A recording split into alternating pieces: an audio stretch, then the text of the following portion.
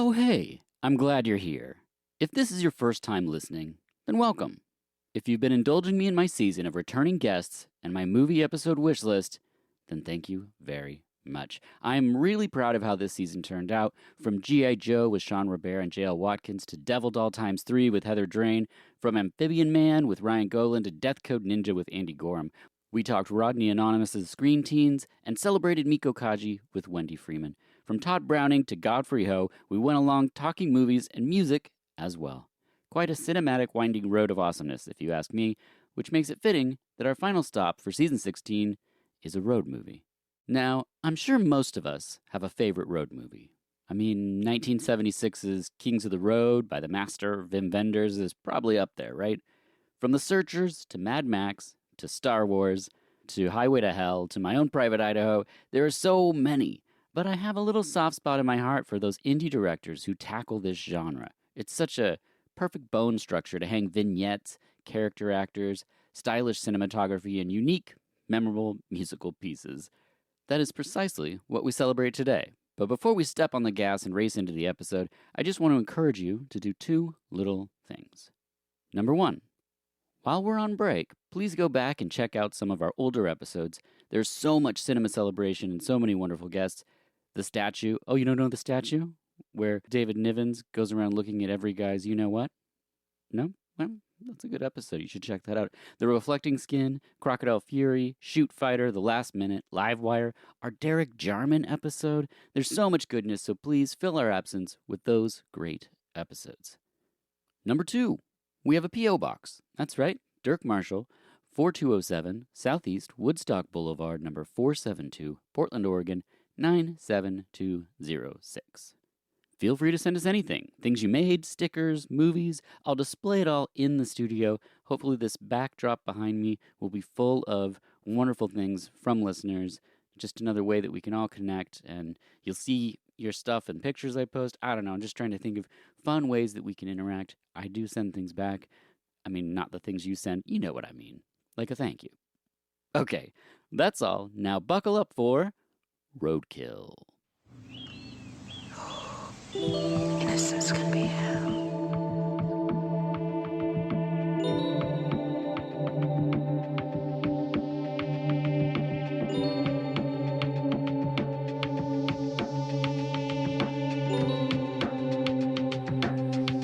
Innocence can be hell.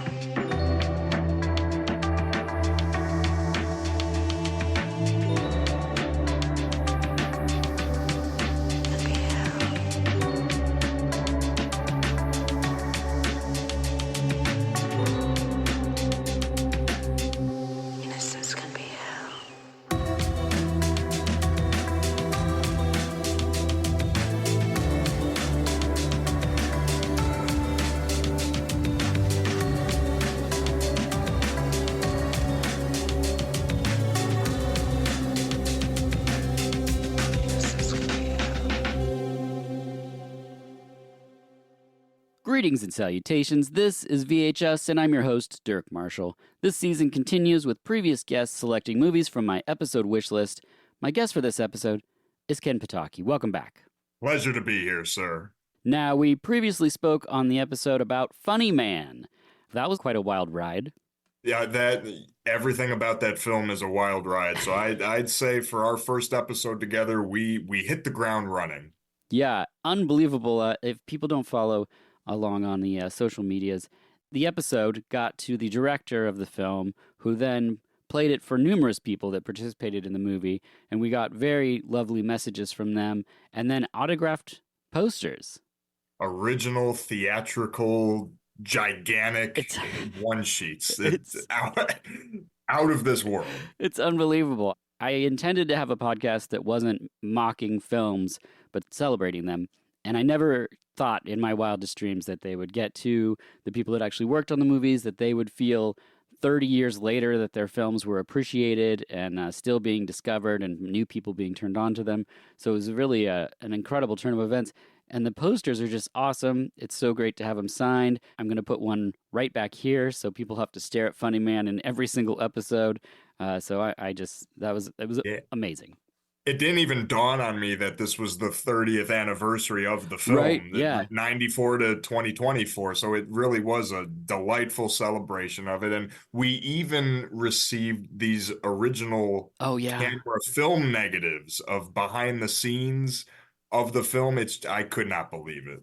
Yeah, I don't even know where to put those. I just have them right here in front of me, and I just look at them and I go, "Yeah, that's a thing that Yeah. happened." I I really need to ask one of my photographer friends, like, what is the safest way to store those? Like, should I keep them airtight? Should I give them air? I right. feel like that's something I need to ask about very soon so it stays in tip-top shape. That's a good point. So the film you chose from the list is 1999's Roadkill. Why'd you choose that film? Well, the beautiful thing about the list that you gave me was that I had never heard of a single film that was on it. Awesome. So no matter what I chose, we were going in completely blind, Yeah. which is the way I love to do things. So I just did some bare basic research into each film to see what what the gist was, who was in it. And Roadkill caught my eye because Jennifer Rubin was hmm listed as the star. And of course, anyone who's into cult movies knows Jennifer Rubin, whether it's Dream Warriors, hmm Bad Dreams, The Crush. hmm She had a big career in the 80s, early 90s that sadly kind of tapered off after the mid 90s. You stopped hearing about her Yeah. after a while, which I think is a shame. So I thought that was interesting. I read a basic plot synopsis that involved making it sound essentially like a road movie. Yeah. And with VHS, you always try to relate it to the guest. And I go, well, I do a lot of traveling. I do a lot of travel blogging. So I've essentially made road movies of my own. So you know what? Sure. Between that and Jeffrey Rubin, this could be a fun one to talk about. So let's go for Roadkill. And the DVD cost me a whopping $3. So it was a very easy invest because it's surprisingly hard to find information about this film online. Yeah, it really is. I reached out to a number of people involved in the film and heard back nothing. Yeah, it's hard to find people sometimes. I looked up a lot of I tried to do my best diligent research, and there's not a lot.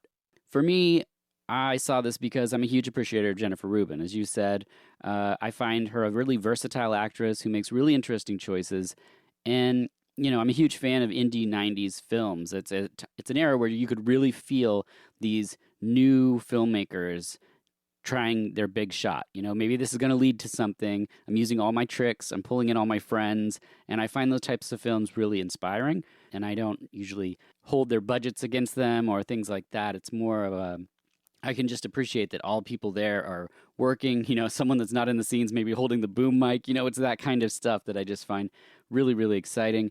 And I've tracked down so many of Jennifer Rubin's films in the 90s. Like you said, her career was kind of peaking in the 80s. And then the 90s, she gets like, she's a pretty face. So she ends up in these like erotic thrillers and things. Saints and Sinners was one of my favorite ones. But like, no matter what role you see her in, there's always something that she does where you're like, well, no one else would have done that. It can be like just a movement of her hand, the way she stands against a wall. In this movie, she puts a beer bottle on her head in one scene that you're just like, that's not what a waitress would do, but that's what she does in the moment that she's talking about. It's just, there's all these flourishes that she does that I think are just great. Yeah. I met her once at one of the horror conventions that I went to. Whoa. Super friendly, super, friendly lady too. I remember because I think everyone was talking to her about Dream Warriors hmm because I think that's probably her most common Yep. role to Yeah. date. I think I would, in a similar vein, I was talking to her about Bad Dreams, which hmm is a cult 80s film that I like a lot that she's the lead in. Yeah. So I mean that's her movie. So that was good. And she's the only person from the entire cast that I really recognized in Yeah. this. Weirdly enough, Jeffrey Dean Morgan apparently had a small role Yeah. in it. Going through it, I had a very hard time picking him out the Oh, first time. yeah. Yeah. Jeffrey Dean Morgan was I in didn't this? even see him the first time until I looked into the research, and then I was like, "Whoop, there he is. He plays Bobby." At the time of this recording, there's a DVD, but I gotta say, support your local video stores like Movie Madness right here in Portland, Oregon, if you can. He's holding up the DVD right there.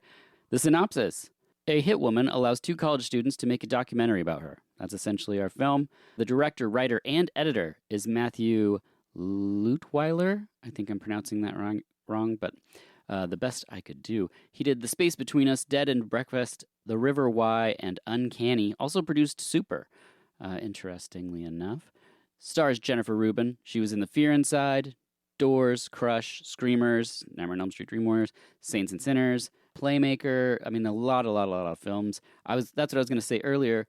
Fear Inside, if you haven't seen it, is a made-for-TV movie, I believe, that she did with Christine Lottie and Dylan McDermott. No, yes, and it's basically like Christina Lottie is an agoraphobic woman, and Jennifer Rubin and Dylan show up, and they're like brother and sister, but they're like, are they brother and sister? Because they're kind of like romantically involved, and it's all a ruse. But Christine can't leave the house because she's agoraphobic, so she can't escape these people. And Jennifer Rubin is so bizarre in the movie, so perfect. And she keeps saying like, "Guess which animal I am," and she's doing these like weird animal movements, and it's like, it's very psychotic. I love it. Eric Palladino is also in the film. He was on ER, NCIS Los Angeles, Life with Dick and Jane, and Dead End Breakfast. And Billy Jane, who just kills it here. He was in Cujo, Just One of the Guys, Parker Lewis Can't Lose, Dr. Alien, and of course the amazing Demon Warp. If you needed a reminder that this film came out in 1999, you just take one look at Billy Jane's character Yeah. and you'll be transported right there. Seriously. Lars. Yes, Lars. Oh my gosh. So, without further ado, let's press play on Roadkill. We start with a close-up of the road in black and white with the drone of tires on concrete, and then credits with a very 90s Lilith Fair-worthy song. We see Jennifer Rubin get out of the car, enter a hotel, and shoot a man.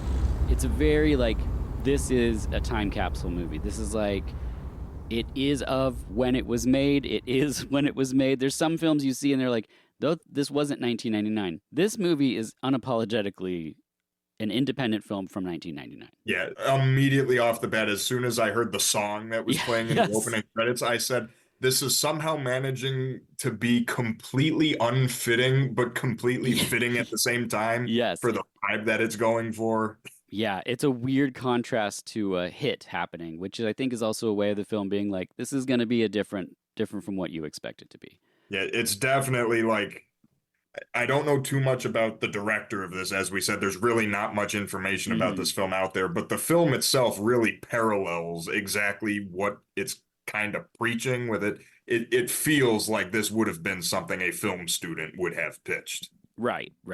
We see her driving again. She pulls over to vomit. It's a lot of vomit. I was impressed by the amount of vomit. Oh. We next get a film school voiceover by Alex. It's no accident that most of your time in film school is spent literally in the dark. It's a world inhabited by society's freaks and losers. You got your angry women looking for an outlet, and then there's the Scorsese wannabes looking for fame. And me. I had no idea what I was looking for. And I love all of the film school digs that are in this film. I love a movie that's about people making movies, and that's very much like this whole thing. But this sequence in the school is hilarious to me. Because when I was doing my undergrad, I did my undergrad at Columbia College, Chicago, which probably 80% of the student body is made up of people from that scene. So immediately I'm like, I am on board for this. This is accurate. Yeah. And I love that when we see the teacher in a moment in his office, he's flanked by the posters for the films Red and White and Blue, which I have as a 3-tape set right here in front of me. But it's like, Juliette Binoche's film. Anyway. When it cuts to the film class, they're just getting over a girl that's showing her film, and it's just a shot of a penis on the screen. Like, there's nothing else. Testicles, yeah. It's so funny. So within the first 2 minutes of this film, we've got vomiting Jennifer Rubin, and we've just got gratuitous penis shot on the screen. So yeah, I love it. And then they're like critiquing each other's films, which is like the worst thing. Like you have the mixture of like people that want to make fun things, people that want to make things that are more art housey, things that are just so pretentious. But that's not Alex's thing. Alex's thing is a schlocky kung fu movie, and he's watching it and doing the little karate chops. It's really funny. So he's told that he won't graduate, and unless he passes this class, he's also not going to pass this class, in the words of the teacher. I suppose we should get right to the point. You need to pass my class in order to graduate. You're not gonna pass my class. You wanna make that garbage? Transfer to USC, but don't waste my time. My father has a favorite saying. There's bad news, and there's real bad news, the kind that up and tags you like a rising fastball. Bad news is being told by a pencil-neck geek of a has-been that your work has no passion. Real bad news is knowing he's right. Awesome.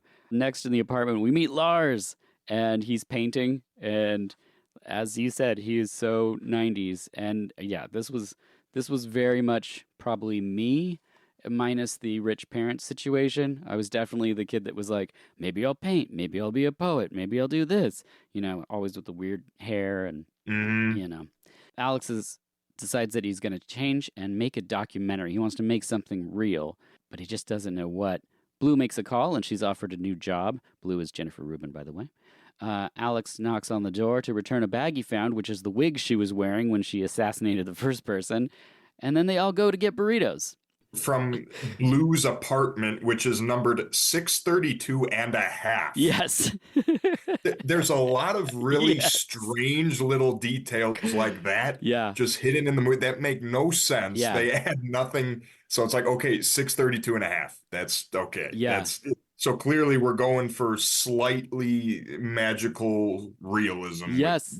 I mean, I would say that's an attribute to these indie 90s films. I've covered both the Rob Stefan films, like Phil the Alien and Suck, and it loves those weird little minutia things, these odd little details, like a half being, you know, on a number like this. And I enjoy that so much in films because other films would be like, we don't care, keep it moving. But you get these creative-minded directors, and it's the same writer and director and editor. So we're seeing everything he wanted us to see, how he wanted us to see it. So the fact that we see a close-up on that is, you know, is necessary to him. So the film overall does have a very low budget, raw look to it. So that enhances the entire, because it's not like you're watching a movie. It's like you're watching like these guys going along with this. Yeah. It's a ballsy move to do in the 90s, I think, because now you could try to hide it through filters and things or some way digitally. But in this, like, there's raw moments in the film where you're like, oh, this almost feels like a snuff film. And we'll get to that part. But it's just like the only way they differentiate some of it is when you're looking through the camera, they just make it black and white. Yeah. Like that's the only, nothing else about the film stock changes. Yeah. Which if the subject matter of your shot is Jennifer Rubin, it's going to be a gorgeous shot. I mean, it's just those black and white shots of her driving is just like, wow, this is great. Savage Blue. Yes. So they get burritos. Unfortunately, Lars gets cheese in his, which is a plot point that is bigger than anything else in the rest of the film.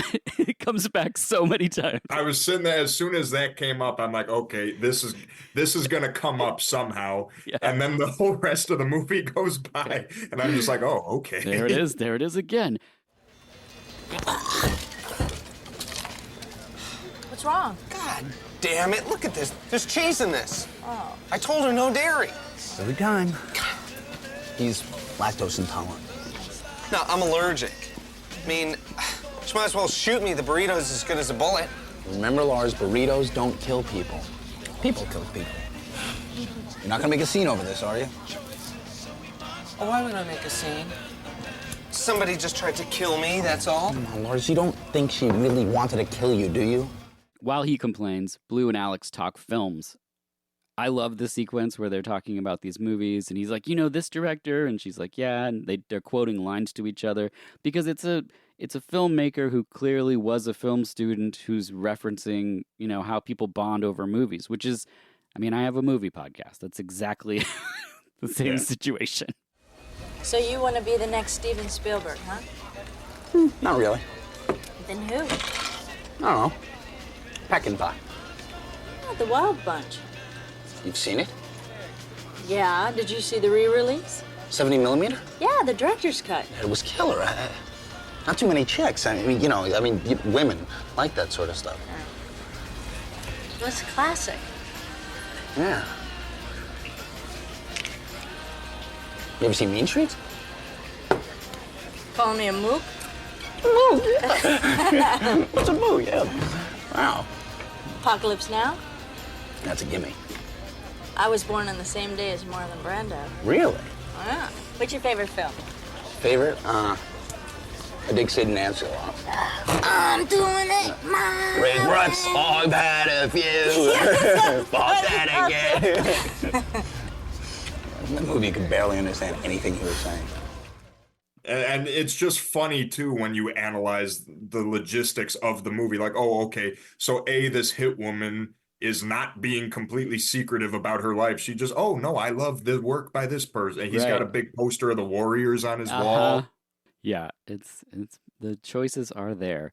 Back in the apartment, Alex really wants to know what she does for work. And then eventually, she tells Alex. I kill people. Really? Really? Really? Mm-hmm. How? Well, usually I shoot them. But I've stabbed, drowned, poisoned, strangled.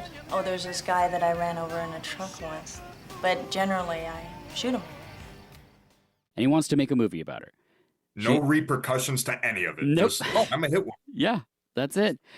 She says she's unsure, so he gives her his 3 movies on VHS. She says she doesn't have a VCR, so he gives her a VCR too.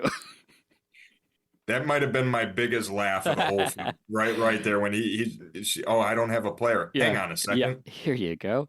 Which at the time, if you're making movies on VHS, you are going to be dubbing them like tape to tape. So like my dad had a business at one point where he did constructional safety licensing and insurance, and so he sold his courses on VHS tapes. So in the closet of his office were like 16 VCRs, just like dubbing back and forth constantly, and yeah, it was a wild time. Anyway, wish I had those now. The next day, Alex comes over and she says she'll let them. And they're going to drive to Miami. So he returns to the apartment, and Lars thinks he's being poisoned by carbon monoxide in another incredible. Which, yeah, this film, I was expecting the allergy to cheese to be a more common recurring theme. No, the biggest recurring theme is that this movie occasionally stops to be a carbon monoxide PSA. Yes, yeah.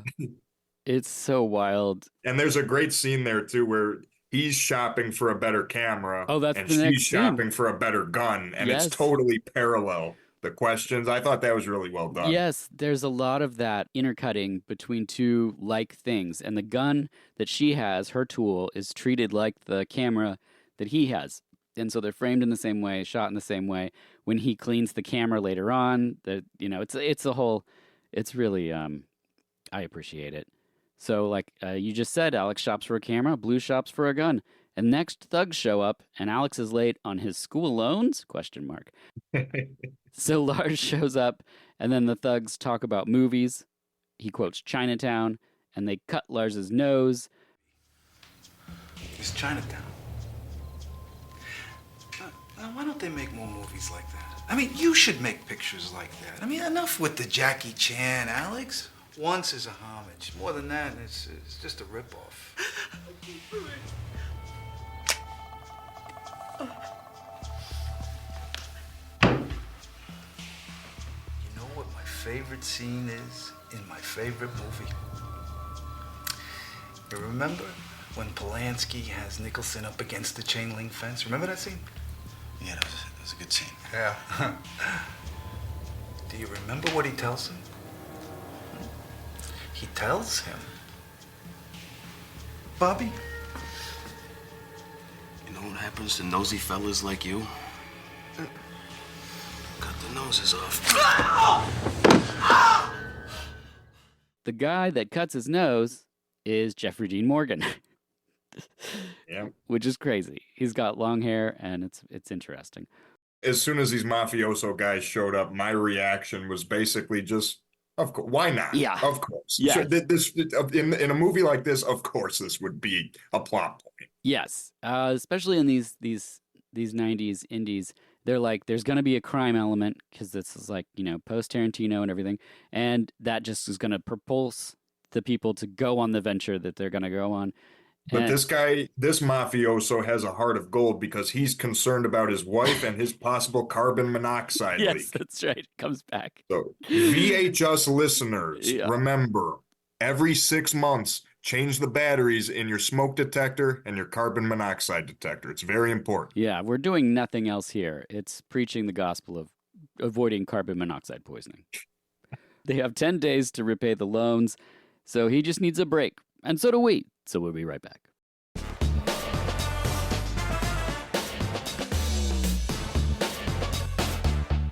RoboCop. Did I catch you in time? Are you still there? Remember when Paul McCrane gets all melty from toxic waste and then splats on a car? Imagine that movie without that scene. Would it still be good? Okay, bad example, RoboCop rules, but his death adds flavor. And you know what else adds flavor? Marshall's hot sauce. You can wake up any boring meal with habanero carrot curry or serrano ginger lemongrass, just to name a few. These delicious and flavorful sauces will have you grinning bigger than Tarman in Return of the Living Dead. Marshall's hot sauce even has a new line of seasonings, including an incredible barbecue rub, where they soak dates in whiskey and then freeze dry them and powder them to add a little sweetness with no added sugar. There's also chicken marinade and even a volcano sparkle that'll make your body melt, just like in the movie Body Melt. The best part is you can enter VHUS Podcast at checkout for 20% off. So liven up those meals and your taste buds at marshallshotsauce.com and enter VHS Podcast for 20% off. And now, back to the show.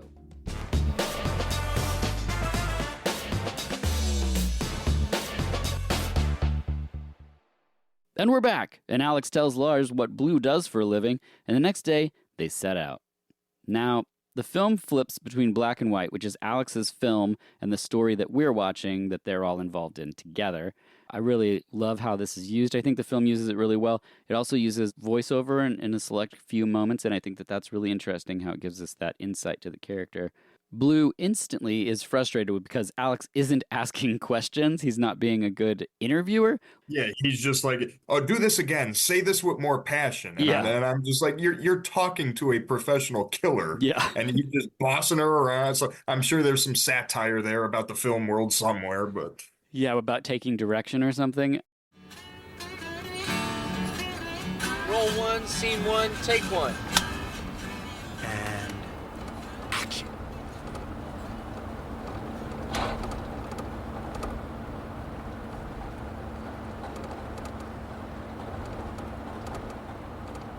Aren't you going to ask me a question? Well, I thought you'd just start talking. About what? Okay, cut! About you. This is a documentary about you, your job, your life, what you do. We also don't see that when something is a documentary or reality TV. You don't see the manipulation of the subject, So it's interesting that's included there. They're kind of off. Jeff Rubin even says that, like, hey, I'm not an actor. Yeah. You're following me. Mm-hmm. So they're off to a rocky start, but they're on the road. So we have ourselves a bona fide road movie. Next, we get black and white as they interview Blue as she drives. We learn her backstory about her parents dying in a plane crash and being put in an abusive home, something that will come back much later. This section, she's asked about the victims deserving it, and she says she doesn't care. It's between the people that hired her, them, and God. And it's like this great line that he then wants her to redo, and that's when she tells her, like, no, like, she's like, this is me. I'm not, like, an actor here. So how do you do that? Do you try to convince yourself that this person deserves this fate? I don't give a fuck if they deserve it. That's between them, the people that hire me, and God. She says the next day, they arrive at a motel. She says tomorrow she needs to work out, sets her gun on the table. Meanwhile, Alex is cleaning his camera. And the workout next day is shooting guns. Yes.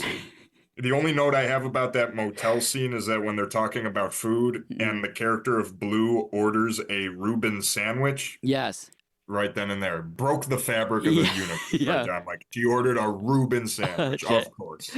That's the part I probably laughed the hardest at because I think he's going to get a burger and then Lars is like, no dairy. And he's like, yeah, got it, no dairy. And then she just says, I'll have a Reuben. And I was like, what? It's totally throwaway. No, yeah, it's glorious. Anybody hungry? Sure. Yes. All right. I'm gonna go across the street and grab a burger at the coffee shop. What do you guys want? Oh, turkey sandwich. No dairy, no tomato, no wheat. I know. Well, especially no dairy. I know ours. It's like a bullet. Oh. Blue? A Reuben sandwich or something. Okay. Cash is on the nightstand. I got it. I'll be back in 15. Alex has the gun and Blue has the camera, and at this point in the film they actually switch, and then he has the gun shooting and she holds the camera, which is interesting. Which he haphazardly points at all of them when he's... Yeah. Yeah, it's pretty good. The next day Blue is talking on camera again, and she's talking about having an agent, which is perfectly, mirroring an actor having an agent and taking 20% and all of this kind of stuff. But she's talking about being a hit person. And then they stop along the road and they ask about her abusive foster parent. And she's really great in this scene. And I don't think that Jennifer Rubin gets enough credit, especially a film like this where you imagine the budget was not huge. And she is a producer on it. I just think it's just a really great scene. This film has like humor and some action and stuff, but the emotional anchor of this moment, I think, is shot really well in black and white, and I think really convincing. And it's whenever Jennifer Rubin is on screen, that's when the movie is at its best. I mean, Eric Palladino and Billie Jane, they do all right, but if you didn't have Jennifer Rubin in this, I don't think that thread would be as tight if it was a different actress. Yeah, no, I agree. Something we have to talk about. Throughout the film, we get these iris wipes that you don't see in movies, and it's like it really draws your attention to what's going on, the transition from scene to scene. I don't know why that's employed here. It's another thing too. I think the smaller budget of this film, this is the only film you would probably be able to get away with something like that. Yeah. So I don't know if you just attribute that to just playing around with the editor or what, but it's really interesting because every time it happens, I was like, "Whoa!" Because it's such a wild choice. But then, I don't know. Maybe there's a reason to how many times it's done, or I'm not sure. I'll have to rewatch it yet again, and I will because I own it. In the next motel room, Alex says he's hungry, goes to grab them food from a diner. Lars' taped up nose is hurting him, so Blue offers to suture it. It's pretty great. She asks why his watch and clock are an hour off, and he says he doesn't participate in daylight savings time. The line was, he doesn't participate in daylight saving time. I choose to live in the true present. That's what he says. Yeah, which I love it. It's a great detail of a off-kilter character in a 90s film. It's a funny observation, too, just like of all the things you could be against. Yeah. Like, I am anti-daylight savings. And it comes back, which we'll get to. Yes. Next, they stop at a bar, and the bartender is played by John Polito, which people recognize from The Crow, Big Lebowski, Barton Fink. He's a great character. He's playing Jelly in this scene. There's a man on stage who's singing Tattletale Heart. And my favorite part is when he says, this is the part where when I have a band, I'll do a guitar solo, and then he just plays a guitar solo. She knew right from the start he's got a tattletale. Now, right about here is where my guitarist is going to play a kick-ass solo when I get my band together.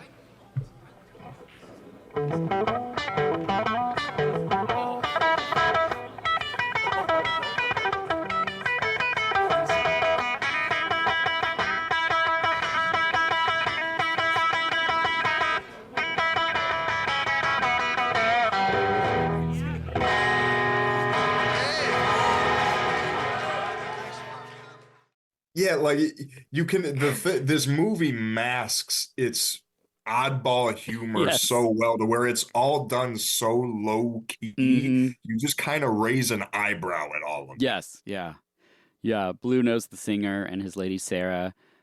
Jelly the bartender pours them a sour toe cocktail, which actually has a severed toe in it, which is really gross. Yeah, that's very unsanitary. Yes. Bar. And talking about how these toes just get sent to him. Yes. Like, as if it's just, fan mail. People send them in. I put them in the drinks. How did you get all the toes? Anyway. People sent it to me. That first one there, that's mine. That's where it all started. And then the second one, that came from a guy from Tallahassee who had it torn off by a motorcycle chain. And the third one there, that's a real famous one.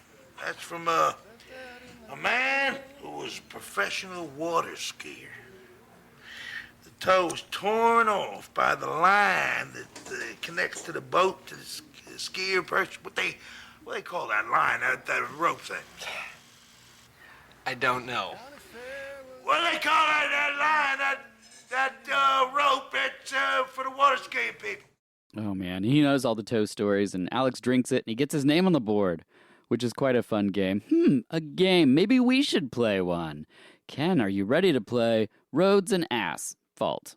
I'll give you 10 lines from movies, and you simply tell me if it's from a road movie or a movie with butt in the title. I am ready for the challenge. Okay, here we go. Number 1. I've heard of a temple of wheels. I've seen a swimming pool and a back end of a truck. I've seen trucks with jock straps made of red silk, but I ain't never seen a mobile cat house. Is that from a road movie? Correct. That's from 1977's The Great Smoky Roadblock, starring Henry Fonda, Eileen Brennan, Austin Pendleton, and a young Robert Englund. Oh, yeah. Fantastic cast. Number 2. I feel reluctant to leave my half-eaten sweet potato. Bud. Yes, it's from the movie Butt Detective, the movie from 2019 from Japan, of course, and animated. Ooh. Yep, everyone run out and see Butt Detective. Number 3. If there's one thing this last week has taught me, that it's better to have a gun and not need it than to need a gun and not have it. Road. Yes, from True Romance. There you go. Number 4. It's not cheating if you spread peanut butter on your balls and let the dog lick it off. But. You would think, but it's Road Trip's Tooth from the year 2000, which might as well be a movie about a butt. Number 5. Have any last words before I kill you? I have a couple. Butt cheeks. There you go, butt. Yeah, Beavis and Butthead Do America. There you go, comedy classic. Number 6. Tell me, Big Shot, how are you going to write a book about something you know nothing about? Road. Yes. From 1993, that's California. Brad Pitt says it to David Duchovny. Number 7. Hey, man, all we represent to them, man, is somebody who needs a haircut. Gotta be butt. Close. It's Easy Rider. Oh, Peter Fonda, come on. Number 8. Pop quiz, hot shot. There's a bomb on a bus. Once the bus goes 50 miles an hour, the bomb is armed. If it drops below 50, it blows up. What do you do? What do you do? Well, clearly you're talking about Speed 2 cruise control, so I'm going to say road. Yes, that's right. It's Speed. I had to put an easy one in there for people who would be like, I don't know all these butt movies. Number 9. A real loser is someone who's so afraid of not winning, he doesn't even try. I'm going to say it's something to do with a butt. Close. It's Little Miss Sunshine. Ah. Yeah. I actually have not seen Little Miss Sunshine yet. I'm behind the curve on that one. There you go. It's adorable. And number 10, the final one. Do not disrespect my bunghole. Well, I'm trying to think which. It's Beavis and Butthead Do the Universe. That's right, the sequel. I had to include both in this. One of my friends turned me on to a film that was called Butt Boy. Have you ever seen that? That I almost included Butt Boy in there, but I kind of went for more road movies. I just sprinkled the butt ones in there. She sent me the trailer and said, I don't know what this says about me. She's like, oh yeah, this reminded me of like the odd movies you would watch. And I got a text for Butt Boy and I watched the trailer and I'm like, man, Are you in? I'm in. Okay, great. Perfect. I'm in. Have you seen Bad Milo? No, I haven't. Oh, that's a great one where a man has a like butt gremlin essentially that comes out and we might even do an episode on this sometime. Absolutely. I am down. Well, I mean, we already got the last minute out of the way, and that's got a pretty epic butt moment in it. True. Back in the film, Alex asks where all the toes come from, and we find out. And next, Lars shoots the drink and passes out. The next morning, Lars doesn't feel so well. Yeah, no kidding. And Lars feels conflicted about the documentary, and he's talking about how in just a day, that gun is going to kill somebody. Doesn't this bother you? Doesn't what bother me? We're gonna kill somebody. Hey, we aren't gonna kill somebody, all right? We're filmmakers documenting an event. Like a news crew on the Gaza Strip of Serbia. It's gonna happen, Lars, whether we're there or not. We're exploring what makes someone kill someone else for money. Explorers of the truth. That's what we are. doesn't bother you that that gun is gonna kill somebody in a couple of days. Lars, guns don't kill people. She does. And I gotta be honest, hope that gun kills a hell of a lot more than just one person, or this film's gonna wind up being just a bunch of talking heads, you know? We gotta find a way to energize this thing. The long ball, remember? It's interesting in this movie that has like these tonal shifts of like comedy and drama and stuff. There's actually some poignant moments in here where you're just like, yeah, that's pretty crazy that they're looking at an instrument of death in just a few days. The next day, she scouts the location and they head to a diner. Lars, of course, has issues ordering, and I love the interplay of this. Of all the times the cheese comes up, this waitress and him are like, it's very funny. Now, does that have any milk products of any kind? What? Like, no cheese? No. Because I'm deathly allergic to dairy, I will go into anaphylaxis. What's that? My mast cells will rupture, triggering a release of histamines. Okay, remember the end of Total Recall when Arnold's eyes were bugging out of his head and his, tongue swelled up like a rock cod that's been reeled up too fast? Oh, yeah. Well, that's what'll happen to him. Well, I'll make sure there's no cheese. No dairy products of any kind. Okay. I know that's her only scene, but she completely steals Yes. it. Like, she's got that typical, like, middle-aged, angry-faced 50s diner waitress, and it's like a whole segue on its own. Yeah, when she comes back and she's like, there's not cheese in it. It's so funny. Alex reveals that he was going to play baseball because he saw Field of Dreams. She then asks Lars how he met Alex and how he got into art. The next morning, she gives the guys bulletproof vests, and they synchronize their watches except Lars, which is 1 hour off. It's like it's so random that it's just funny because they play it so straight. Like joke like that would be ruined if you're trying to go out of your way with it. But the fact that it's just totally within the realm of this world, it's perfect. Yeah, it just really works. And off they go to the kill. She kills the first guy, but there's 2 others. A shootout ensues, and it's all set to the song Hobo Humpin' Slowbo Babe by the band Whale, which couldn't be more 1999 than that.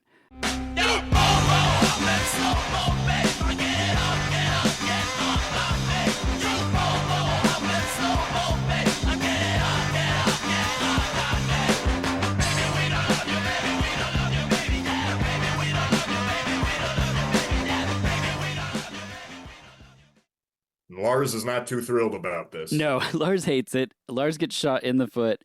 It's really great. I think really from a script level, like the more I really started to do notes and write down the plot points of this film, you start to realize like how well things are couched in there, things that are going to come back later on. It's like, it's so far from a lazy script. And that's what I mean by like watching these indie films from the 90s is like, I can feel the ambition and excitement almost behind the even writing of the script, it's just like, and then this is going to happen. And then we'll see that it's a half number on the door. And you're just like, these are all one person's choices. And I love that so much more than like films where they're created by a committee, and it's just like people go, why is that in there? That shouldn't be there. And then you lose all these cool little baubles to the film. But like you said, it's his baby. He edited it. He wrote the script. He directed it. So, I mean, he had it in his head what he wanted. So, yeah. So Jennifer kills everybody. She walks up to the main guy, kills him, but Alex runs out of film. And he's so mad because he doesn't get the kill shot that he picks the gun up because she won't shoot the guy again and shoots the guy, which is crazy.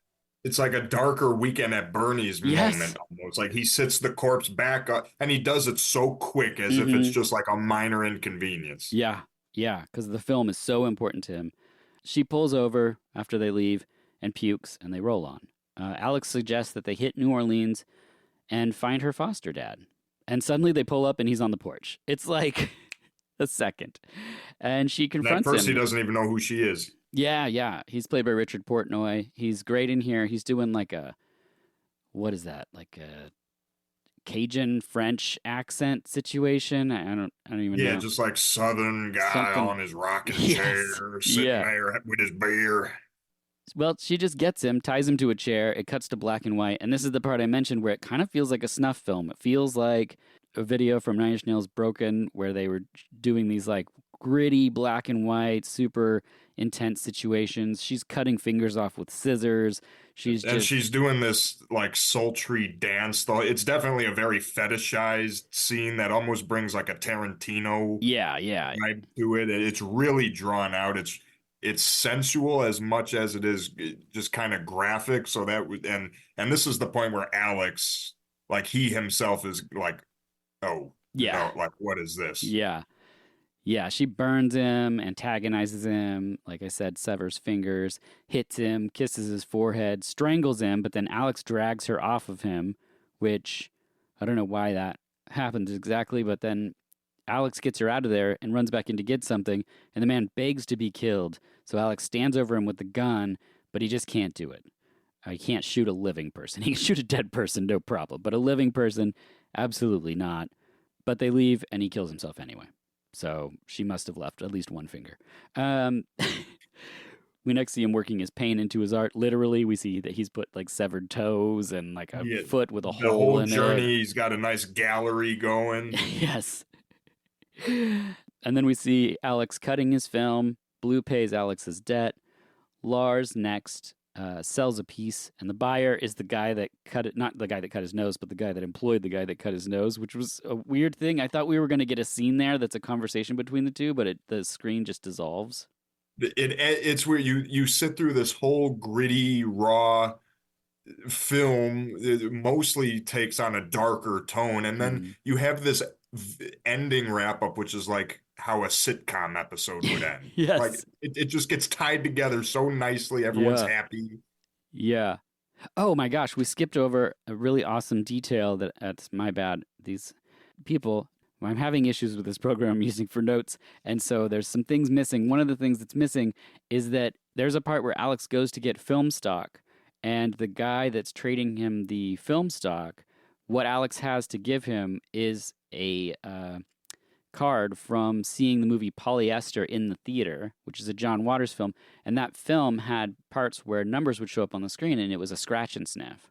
And so he trades him this card for that, which is a great film nerd thing, and he runs right to number 9, scratches it and huffs it, and that's the dirty shoe number on the card. And so I just thought there was a reason this director is also writing and putting this detail in there. So I did the research on what number corroborated with what, and so that's just something I should have said that way earlier. But man, it's just another detail there where you're like, oh, amazing. Yeah, this was made by a film school guy who knew exactly what he wanted to say. I'm assuming Eric Palladino's character was essentially him. Like, I'm assuming that's like his, portrayal of himself. Mm-hmm. Yeah. Next in the film, Alex gets a postcard from Blue. We next see Jelly the bartender get a package. It's a jar. It says Lars on the top, and it's a toe. And then the film ends on a still frame of toes in jars with uplifting music. The end. Which is the last thing I ever expected. Because keep in mind, I went into this blind. Yeah. I didn't know what to expect. So, okay, road movie following a hit woman. I wasn't expecting a bar that specializes in cryogenic toes. Yes. See, we got to be careful after Funny Man now. People are going to be listening to this. Now they're going to send us toes in response for doing this. No, I don't want toes. Posters? Okay, sure, but not toes. It's such a wild way to end a film where you're just like, you just one shot of all these toe jars, severed human toes, and they're like, this is what we're going out on, but it's a happy ending. And you're like, and Jelly is so accomplished. He looks at it, he smirks, he's got a smile like, another job well done. Because doesn't it do the circle in kind of transition? I don't know if that iris is at that point. It might. You might be right. Because I thought that's how it did it at the I thought that's how it closed. Yeah. It whoop. There's a good possibility that happened. I just remember staring at the frame of it and being like, "Wow, what an image to end on." It's really interesting. Oh yeah, because you don't expect it out of a movie like this. Right. You're just like, okay, there's that. Yeah, but that's the end. Do you have any final thoughts on Roadkill? I mean, I'm glad you sent me, that list with this, because this is a film I most likely probably never would have seen or heard of otherwise. Yeah. So I think had it not been for this, I never would have seen this. Yeah. And I mean, whoever put this out, because this DVD, is completely bare bones. Oh, exactly. There's nothing on you it. can Not even, press I don't play. even Is it? I don't. Yeah, it doesn't even have a trailer on it. It's No. by a company called Key DVD. Put this out, but you look this up online. There's Yeah. no information Mm-mm. about it. Outside of the fact that it's an early Jeffrey Dean Morgan role and it's got Jennifer Rubin as your star. There's really because usually these types of obscure movies, 8 out of 10 times you could find them on YouTube that Sure. someone's just posted. There's No. not even that. It's Huh. just Yeah. so it's really obscure. So I'm glad it's definitely shadowed in that Tarantino period of the 90s Yep. where there's a lot of dwelling on film talk Yes. and stuff like that. And you definitely have to have an appreciation for very visibly lower budget films Mhm. for this one to really, I think, play off with you. But it's weird enough. It's odd, Yeah. and the humor in it, there's enough in it to where it's definitely a worthwhile viewing. The very middle hits a little bit of a lull, but it's not too long before you get to a tow bar, and Right. it just completely reinvents the whole wheel and almost reshapes the entire movie that came before it because you know Yeah. what it's building to. I think that's one of the things I really appreciate about the road movie is that you can almost have I mean, you can have completely separate vignettes essentially just strung together by a couple shots of driving, and that's all you need to connect them, you know? And so in this film, he's taking these like the tonal shifts of Jennifer Rubin talking about the abuse that she went through, and then you have a driving scene, and then you can have a funny thing in the hotel room. You know, it's like it doesn't seem like you're tonally shifting so drastically, and that's one of the things that format I think of the road movie really works. Road movie, it's a subgenre that I've always loved Yeah, too. Like same. not too long ago, I was talking to someone about the film Wild Hogs, which had kind of a Sure. mixed reputation when it Yeah. came out. But My dad loves that that was movie. one of my favorites back in 2006. Like it's just so silly. One of the best William H. Macy roles there. But then, you could talk about the more horror. You referenced quite a few Peter Fonda movies Yeah. earlier. And one of the ones I always think with him is Race with the Devil, Uh-huh. which is the one that does like a darker tone. Yeah. Even that one, though, there's still like, because that's a 70s movie, so there's some of those 70s oddities Mm-hmm. with that. And this is like taking that type of because this is a very hard film to describe too, because there's Right. really not a singular genre that it Yeah. fits in. Because I don't think the like there's definitely a lot of weird in-joke comedy in it, but I Mhm. don't think it's abundant enough to really where you could put comedy in the genre. No. Because I think the serious stuff is more outweighing Yeah. what's funny about it. So I more or less like a drama, I think, is Mhm. what the bulk of this would be. Then you get like your little action shootout scenes, but even those scenes, there's a lot playing in the characters' minds. Right. So it's more or less like a road drama, but I don't want to let that undersell it because it's Right. much weirder than how that would, have you believe. Yeah, there's a movie I've mentioned on the podcast, and it's called Roadside Prophets, and it stars John Doe from the punk band X and King Ed Rock from the Beastie Boys, and it's a really great indie road film. And the first one I ever saw in a theater, it played at the Art House Theater where I grew up, and it was probably the first time I saw a road movie and understood like what it was I was watching, and that it could be a genre. And it's the same thing. Like every character you meet is interesting. They all have quirky, weird things about them, you know. And it's like that's what I love about a lot of the road movies. Even something like Devil's Rejects, where it's just like there's a weird comedic things happening, but also very like horrific things, and it can all kind of be in this big stew together because you're going from place to place and you're meeting different people and different experiences. And yeah, but that's just another one. I can relate it to, I mean, even my own life, because I do a lot of traveling. I've done a lot of road, and a lot of it I do solo. So, like, I'll go to these things by myself, and I always end up meeting a cast of characters. Yeah, So, I yeah. think even for someone like me, I think that's why a film like this resonates, is because I'm like, no, this film is to a very heightened level, but it's true. Like, you go, Yeah. like, if I told you about some of the people I've met on my journeys, Oh, you'd think yeah. I was making them up. You know, like, Same thing. Yeah. My wife and I we were somewhere in California, and we went to some little dive bar situation. We're sitting at the bar, and there was like this old salty dog guy that came up and sat down next to us. And this was closer to the 90s, so I had quite the crazy faux hawk situation going on. And he just like, his name was Pabst, like the beer. And he leaned into me and he's like, I don't know whether to fight you or fuck you. And I was like, whoa, I don't want either of those things to happen, Pabst. And he just like was there every night at that bar, you know, and he just like lives in that tiny town that you only see because you went to that place at that time. And it's just like, you know, that's the Yeah, I mean, experience. I think that could be your Tinder subheader quote right there. Like It might have been.